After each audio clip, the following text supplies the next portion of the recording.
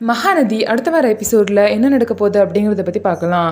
அதுக்கு முன்னாடி நம்மளோட சேனலை சப்ஸ்கிரைப் பண்ணாமல் பார்த்துட்ருக்கீங்க அப்படின்னா மறக்காமல் சப்ஸ்கிரைப் பண்ணிட்டு பாருங்கள். ஏற்கனவே பார்த்தீங்க அப்படின்னா வெண்ணிலாவுக்கு கொஞ்சம் கொஞ்சமாக பழசெல்லாம் ஞாபகம் வர ஆரம்பிக்குது. அதனால விஜய் வந்து ரொம்பவே சந்தோஷப்படுறாரு. காவேரி பார்த்தீங்கன்னா ரொம்பவும் ஒரு குழப்பத்துலேயும் சோகத்துலேயும் இருக்காங்க. எங்கள் வெண்ணிலாவுக்கு ஞாபகம் வந்து விஜய் மேலே உள்ள லவ்வும் அவங்கள்ட்ட இருந்து அதுக்கப்புறம் விஜய் நம்மளை விட்டு போயிடுவாரோ அப்படிங்கிற பயம் வந்து பார்த்தீங்கன்னா காவேரிக்கு ரொம்பவே இருக்குது. அதனால காவேரி வந்து ரொம்ப பயந்துட்டு இருக்காங்க. இந்த நேரத்தில் பார்த்தீங்க அப்படின்னா வெண்ணிலாவும் விஜய் விஜய் அப்படின்னு சொல்லிட்டு ரொம்பவே ஆர்வமாக விஜயை கூப்பிடுறாங்க. அது மட்டும் இல்லாமல் விஜய் வந்து போகிறப்ப கையை பிடிச்சிட்டு உட்கார வச்சிடுறாங்க. இதனால பார்த்தீங்கன்னா காவேரி ரொம்பவே சோகமாக இருக்காங்க. விஜயும் வந்து இந்த மாதிரி நான் காவேரி கொஞ்சம் கோவமாக இருக்கா, நான் போய் அவளை சமாதானப்படுத்த வேண்டியல, நீ படுத்துக்கோ அப்படின்னு சொல்லிட்டு விஜயும் வந்து போகிறாரு. அதுக்கப்புறம் ரூமுக்கு போய் பார்த்தா காவேரி வந்து பார்த்தீங்கன்னா விஜய்க்காக வெயிட் பண்ணிட்டு எங்கே விஜய் வராரா இல்லையா, எவ்வளோ லேட் ஆக்குறாரு அப்படின்னு சொல்லிட்டு காவேரி பெட்டில் தான் உட்காந்துருப்பாங்க. ஆனால் விஜய் வர சவுண்டை கேட்டுட்டு அவங்க தூங்குற மாதிரி போய் நடிச்சிட்டு இருப்பாங்க. அதுக்கப்புறம் விஜய் வந்து காவேரின்னு கூப்பிட்டு பார்ப்பாரு. காவேரி எந்திரிக்காதனால சரி தூங்கட்டும் அப்படின்னு சொல்லிட்டு விட்டுருவாரு. இதுக்கப்புறம் பார்த்தீங்க அப்படின்னா விஜய் வந்து வெண்ணிலாவை ஹாஸ்பிட்டல் கூட்டிகிட்டு போகிறதுக்காக ரெடியாக இருப்பார். அதுக்கப்புறம் பார்த்தீங்கன்னா வெண்ணிலாவை வந்து காவேரி கூட்டிகிட்டு வருவாங்க. அதே மாதிரி விஜய் வந்து ரெடியாக இருப்பார். தாத்தா கிட்ட இந்த மாதிரி நான் வெண்ணிலாவை ஹாஸ்பிட்டல் கூட்டிகிட்டு போயிட்டு வந்ததா அப்படின்னு சொல்லுவார். ஏன்னா விஜய் வந்து காவேரியை பார்த்து நீயும் ஹாஸ்பிட்டலுக்கு வா காவேரி, நம்ம போய் ட்ரெஸ்ஸிங் பண்ணிட்டு வந்துடலாம் அப்படின்னு சொல்லுவாங்க. இல்லை இல்லை எனக்கெல்லாம் வரல, எனக்கெல்லாம் சரியாயிடுச்சு அப்படின்னு சொல்லிட்டு காவேரியும் சொல்லுவாங்க. அதுக்கப்புறம் தாத்தா வந்து விஜயை பார்த்து சொல்லுவார், இந்த மாதிரி வெண்ணிலாவை ஹாஸ்பிட்டல்லே அட்மிட் பண்ணிட்டு வாப்பா அப்படின்னு சொல்லுவாங்க. அதுக்கு விஜய் பார்த்தீங்கன்னா ஷாக் ஆயிடுவார். ஏன் தாத்தா இப்போ தான் சரியாயிட்டு இருக்கா, எதுக்கு அப்படின்னு சொல்லுவாங்க.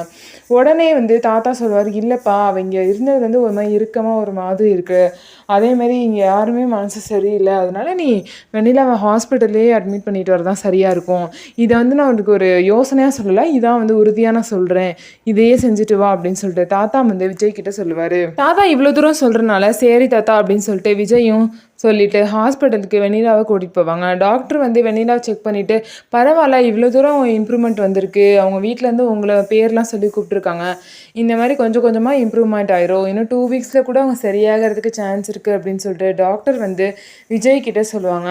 இதுக்கப்புறம் பார்த்தீங்கன்னா விஜய் வந்து டாக்டர்கிட்ட ஏதோ சொல்ல தயங்குற மாதிரி, வெண்ணிலா இருக்கிறனால தான் தயங்குற மாதிரி அப்படின்னு சொல்லிட்டு யோசிச்சுட்டு இருப்பாரு. அதனால் டாக்டர் வந்து ஒரு நர்ஸை கூப்பிட்டு வெண்ணிலாவை கொஞ்சம் நேரம் கூட்டிகிட்டு போய் வெளியே வச்சுட்டு அவங்க கூட இருங்க அப்படின்னு சொல்லி வெண்ணிலாவை வெளியே அமிச்சிட்டு விஜய் கிட்ட என்ன விஷயம் அப்படின்னு சொல்லிட்டு கேட்பாரு. அதுக்கு விஜய் சொல்லுவார், இல்லை வெண்ணிலாவை வந்து ஹாஸ்பிட்டலே அட்மிட் போட்டு இங்கேயே வச்சுக்கலாம்னு நினைக்கிறேன் அப்படின்னு சொல்லிட்டு விஜய் வந்து சொல்லுவாங்க. உடனே டாக்டர் வந்து விஜய்கிட்ட சொல்லுவாங்க, ஏன் விஜய் இந்த மாதிரி முடிவு பண்ணுறீங்க, இப்போ தானே வெண்ணிலா சரியாயிட்டு வராங்க, இந்த நேரம் பார்த்து நீங்கள் எதுக்கு இந்த மாதிரி முடிவெல்லாம் எடுக்கிறீங்க அப்படின்னு சொல்லிட்டு கேட்பாங்க. அதுக்கு விஜய் வந்து சொல்லுவார், இல்லை எனக்கு ஒன்றும் பிரச்சனை இல்லை, ஆனால் வீட்டில் வந்து எல்லாத்துக்கும் பிரச்சனையாக இருக்குது, இந்த மாதிரி என் ஒய்ஃப் வந்து பார்த்தீங்கன்னா ஃபீல் பண்ணுறாங்க ரொம்ப, ஏன்னா உங்கள் ஒய்ஃப் எதுவும் கொஷின்லாம் கேட்குறாங்களா அப்படின்னு சொல்லிட்டு டாக்டர் கேட்பாரு. இல்லை என்கிட்ட எதுவும் கொஷின்லாம் கேட்கல, நான் அந்த விஷயத்தை உள்ளே வச்சுட்டு அவள் ரொம்ப ஃபீல் பண்ணுறா, அது மட்டும் இல்லாமல் வீட்டில் உள்ளவங்க கஷ்டப்படுறாங்க, அதனால தான், அதுவும் இல்லாமல் வெண்ணிலா வந்து என்னோடய எக்ஸ் அப்படிங்கிறனால வீட்டில் உள்ளவங்க எல்லாமே ரொம்ப பயப்படுறாங்க அப்படின்னு சொல்லிட்டு விஜய் வந்து சொல்லுவார். ஓ ஆமாம்ல வெண்ணிலா வந்து உங்கள் எக்ஸில் நீங்கள் சொன்னீங்கல்ல, அப்படி இருக்கும்போது உங்கள் ஒய்ஃப் பயப்படுவாங்க தான், எல்லாத்துக்கும் உள்ளது தான் இது அப்படின்னு சொல்லிட்டு டாக்டர் சொல்லுவாங்க. அதுக்கு விஜய் சொல்லுவாங்க, இல்லை என் ஒய்ஃப் தான் வந்து வெண்ணிலாவை வீட்டுக்கே கூட்டிகிட்டு வந்தாங்க, ஸோ அதனால நான் இந்த மாதிரிலாம் யோசிக்கலை அப்படின்னு சொல்லிட்டு விஜய் வந்து சொல்லுவார். அது வந்து எல்லா ஒய்ஃப்க்கும் உள்ள நார்மல் கேரக்டர் தான், அதை வந்து நம்ம ஒன்றும் தப்பு சொல்ல முடியாது, நீங்கள் தான் உங்கள் ஒய்ஃப்க்கு சொல்லி புரிய வைக்கணும் அப்படின்னு சொல்லிட்டு டாக்டர் வந்து விஜய்கிட்ட சொல்வார். வெண்ணிலா வந்து முழுசாக க்யூர் ஆகிற நேரத்தில் நீங்கள் வந்து இங்கே அட்மிட் பண்ணீங்க அப்படின்னா அது இன்னும் உங்கள் வாழ்க்கைக்கு பிரச்சனையாக தான் வரும், இன்னும் லேட் ஆகிட்டே இருக்கும் அப்படின்னு சொல்லிட்டு டாக்டர் வந்து சொல்லுவார். அதனால் நல்லா யோசிச்சுக்கோங்க, இனிமேல் முடிவு நீங்கள் தான் எடுக்கணும் அப்படின்னு சொல்லிட்டு டாக்டர் சொல்லுவாங்க.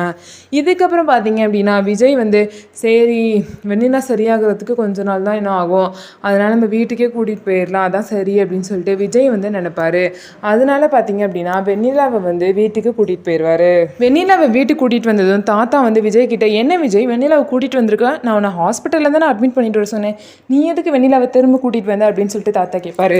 அதுக்கு விஜய் வந்து சொல்கிறாங்க, என்ன தாத்தா நான் வேணும்னா பண்ணேன், டாக்டர் தான் சொன்னார் வெண்ணிலாவுக்கு சரியாகிற நேரத்தில் ஹாஸ்பிட்டலில் இருக்க வேணாம், அவங்க பழகின நேரத்தில் இருந்தால் தான் அவங்களுக்கு சீக்கிரம் ஞாபகம் வரும் அப்படின்னு சொல்லிட்டு டாக்டர் அவ்வளோ தூரம் சொன்னார், அதனால தான் நான் வெண்ணிலா வீட்டுக்கு கூட்டிகிட்டு வந்தேன் தாத்தா அப்படின்னு சொல்லிட்டு விஜய் வந்து சொல்லுவாங்க. நான் அவ்வளோ சொல்லியும் உனக்கு புரியவே இல்லையா விஜய், எங்கே இருந்தாலும் வெண்ணிலாவுக்கு சரியாயிடணும், நம்ம தான் அடிக்கடி போய் பார்க்குறோம்ல, அப்புறம் அப்புறம் என்ன உனக்கு பிரச்சனை அப்படின்னு சொல்லிட்டு தாத்தா கேட்பாங்க. கொஞ்சமாவது காவேரியோட நிலைமையிலேருந்து கொஞ்சம் யோசிப்பார் அப்படின்னு சொல்லிட்டு சொல்லுவாங்க. இதே மாதிரி காவேரி ஒரு பையனை கூட்டிகிட்டு வந்து இந்த மாதிரி பார்த்துக்கிட்டா உன்னால் சும்மா இருக்க முடியுமா சொல்லு அப்படின்னு சொல்லிட்டு விஜயை பார்த்து ஒரு கேள்வி கேட்பாரு. அதுக்கு பார்த்தீங்கன்னா விஜய் வந்து ஒன்றுமே சொல்ல முடியாமல் முழிச்சிட்ருக்காங்க. இதுக்கப்புறம் என்ன நடக்குது அப்படின்னா, விஜய் வந்து வெண்ணிலாவை வீட்டுக்கு கூட்டிகிட்டு வந்ததுக்கப்புறம் காவேரியோட முகம் பார்த்தீங்கன்னா ரொம்பவே சோகமாயிருது. இவ்வளோ தூரம் தாத்தா சொன்னதுக்கப்புறமும் நீங்கள் வெண்ணிலாவை வீட்டுக்கு கூட்டிகிட்டு வந்திருக்கீங்க அப்படின்னா அந்த அளவுக்கு உங்கள் வெண்ணிலா வந்து உங்களுக்கு முக்கியமாக போயிட்டாங்க அப்படின்னு சொல்லிட்டு காவேரி வந்து நினைக்கிறாங்க. என்னை பற்றி கொஞ்சமாவது உங்களுக்கு கவலை இருக்கா, என்னோடய ஃபீலிங்ஸ்லாம் நீங்கள் புரிஞ்சுக்கிட்டா இந்த மாதிரிலாம் நடந்துப்பீங்களா அப்படின்னு சொல்லிட்டு காவேரி வந்து நினைப்பாங்க. இதுக்கப்புறம் பார்த்தீங்க அப்படின்னா இனிமேல் பேசி ஒரு பிரயோஜனமும் இல்லை அப்படின்னு சொல்லிட்டு காவேரி பார்த்தீங்கன்னா கொஞ்சம் கொஞ்சமாக விஜயை வந்து அவாய்ட் பண்ண ஆரம்பிப்பாங்க. விஜய்கிட்ட பேசவே மாட்டாங்க. அதுக்கப்புறம் பார்த்தீங்கன்னா விஜய் வந்து வெண்ணிலாவை ரூமுக்கு விட்டுட்டு வர போவாங்க. அதுக்குள்ளே காவேரி வந்து கிளம்பி அவங்க அம்மா வீட்டுக்கு போயிடுவாங்க.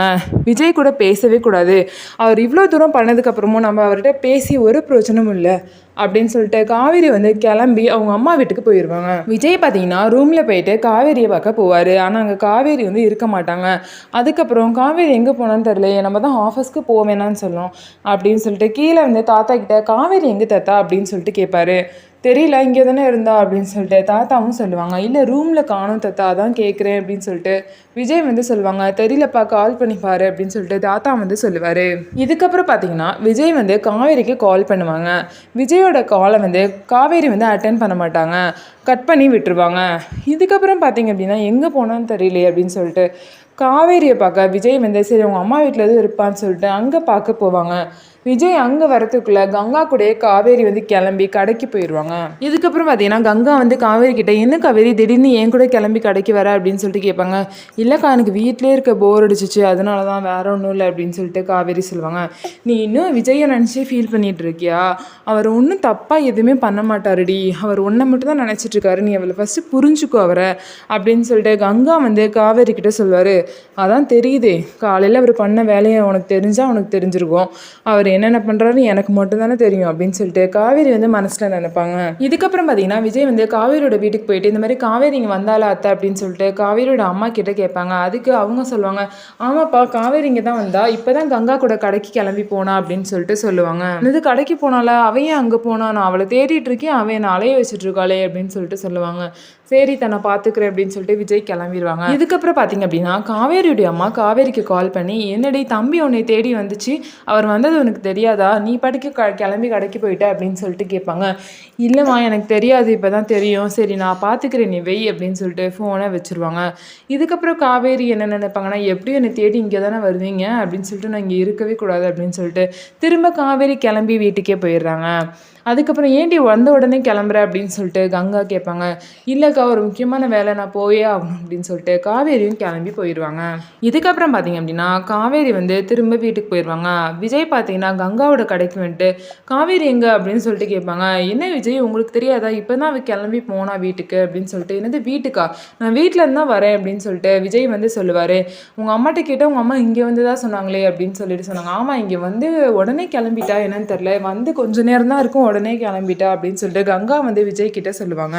எதுக்கு இப்போ நீ இப்படி அலைய விடுறா இவ அப்படின்னு சொல்லிட்டு விஜய் வந்து நினச்சிக்கிட்டு திரும்ப விஜய் வந்து வீட்டுக்கே போவார். இதுக்கப்புறம் பார்த்தீங்கன்னா வீட்டுக்கு போயிட்டு விஜய் வந்து காவேரி கிட்ட, என்ன காவேரி எதுக்கு என்னை அலைய விடுற, உன்னை எங்கெல்லாம் தேடின்னு அலையிறது, உங்கள் அம்மா வீட்டுக்கு போனால் அப்புறம் கடைக்கு போனால் இப்போ திரும்ப வீட்டுக்கே வந்துட்டேன், நான் வீட்டுக்கு வந்ததும் தெரியும்ல, அப்புறம் எதுக்கு நீ அங்கே போனேன், உன்ட்ட நான் பேசணும்னு நினச்சிட்ருக்கேன், நீ பாட்டுக்கு அங்கேயும் எங்கேயும் போயிட்டுருக்க அப்படின்னு சொல்லிட்டு விஜய் கேட்பாரு. எனக்கு வேலை இருந்துச்சு அதனால நான் போனேன், நீங்கள் எதுக்கு என்னை தேடுறீங்க, என்ன பேசணும், அதான் பேச வேண்டியதெல்லாம் பேசியாச்சு, அதுக்கப்புறம் என்ன பேசணும் அப்படின்னு சொல்லிட்டு காவேரி கேட்பாங்க. ஏன் காவேரி இப்படி என்னை புரிஞ்சுக்காம நீயும் பண்ணிட்டு இருக்க அப்படின்னு சொல்லிட்டு விஜய் கேட்பாரு. உடனே காவேரியும் என்னது புரிஞ்சுக்கலையா, ஓ நான் உங்களை புரிஞ்சுக்கலையா, ஆமாம் நீங்கள் தான் எல்லாத்தையும் புரிஞ்சுக்கிட்டீங்களே அப்படின்னு சொல்லிட்டு காவேரி கேட்பாங்க. ஏன் காவேரி ஏன் என்னை அவாய்ட் பண்ணுற மாதிரியே பேசுகிற, எதுக்காக நீ அவாய்ட் பண்ணுற அப்படின்னு சொல்லிட்டு விஜய் வந்து காவேரியை பற்றி கேட்பாரு. அதுக்கு காவேரி சொல்லுவாங்க, ஆமாம் தாத்தா அவ்வளோ தூரம் சொல்லி நீங்கள் வெண்ணிலா வீட்டுக்கு கூட்டிகிட்டு வந்திருக்கீங்களா, அப்போ அவர் பேச்சுக்கு என்ன மரியாதை, என்னோட ஃபீலிங்ஸ்க்கு நீ என்ன மரியாதை கொடுக்குறீங்க, என்னை பற்றி கொஞ்சமாவது நீங்கள் யோசிச்சிங்களா விஜய் அப்படின்னு சொல்லிட்டு காவேரி கேட்குறாங்க. உடனே விஜய் வந்து கேட்குறாரு, ஓ இப்போ வெண்ணிலாவை வீட்டுக்கு கூட்டிகிட்டு வந்தது தான் உனக்கு பிரச்சனையா காவேரி அப்படின்னு சொல்லிட்டு கேட்குறாங்க. எனக்கு ஒன்றும் பிரச்சனை இல்லை, தாத்தா அவ்வளோ தூரம் சொல்லி அவங்க பேச்சை கொஞ்சம் கூட நீங்கள் மதிக்கலையே அப்படின்னு சொல்லிட்டு தான் நான் கேட்குறேன் அப்படின்னு சொல்லிட்டு காவேரி வந்து சொல்லுவாங்க. அதுக்கு விஜய் வந்து சொல்லுவாங்க, நான் தான் சொல்கிறேன்ல காவேரி, நான் ஒன்றும் வேணும்னு வெண்ணிலாவை கூட்டிகிட்டு வரல, டாக்டர் அவ்வளோ தூரம் சொன்னனால தான் நான் வீட்டுக்கு கூட்டிகிட்டு வந்தேன்.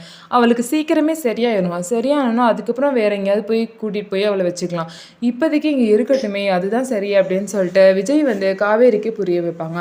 காவேரி பார்த்தீங்கன்னா புரிஞ்சுக்காம கோச்சிக்குவாங்க. இதுக்கப்புறம் பார்த்தீங்கன்னா விஜய் வந்து காவேரி கிட்ட இப்போ நான் என்ன தான் காவேரி பண்ணணும் உனக்கு அப்படின்னு சொல்லிட்டு கேட்பாங்க. அதுக்கு காவேரி வந்து சொல்லுவாங்க, நீங்கள் ஒன்றும் பண்ண வேணாம், எவ்வளோ சீக்கிரம் நீ டிவோர்ஸ் பண்ண முடியுமோ தயவு செய்து பண்ணிடுங்க, நான் இங்கேருந்து கிளம்பணும் அப்படின்னு சொல்லிட்டு காவேரி சொல்லுவாங்க. ஓ அந்த அளவுக்கு உனக்கு என்னை பிடிக்காம போயிடுச்சுல அப்படின்னு சொல்லிட்டு விஜய் வந்து கேட்பாரு. உங்களை பிடிச்சி இப்போ என்ன பண்ண போகுது, பிடிக்காம என்ன பண்ண போகுது, அதான் கான்ட்ராக்ட் முடிய போகுது, டிவோர்ஸ் பண்ண போகிறோம்ல, அதுக்கப்புறம் நீங்கள் யாரோ நான் யாரோ, அதுக்கப்புறம் எதுக்கு இந்த டாபிக்லாம் பேசிட்டு இருக்கீங்க அப்படின்னு சொல்லிட்டு காவேரி வந்து கேட்பாங்க. உடனே விஜய் வந்து மனசுல என்ன நினைப்பாருனா, ஏண்டி உனக்கு ஒரு சர்ப்ரைஸ் பண்றதுக்குள்ள நீ என்னென்ன கேள்விலாம் என்னை கேட்குற, ஒரு 2 நாள் வெயிட் பண்ண முடியலையா உன்னால, அதுக்குள்ள என்னை இந்த பேச்செல்லாம் பேசுறியே அப்படின்னு சொல்லிட்டு விஜய் வந்து நினைப்பாரு.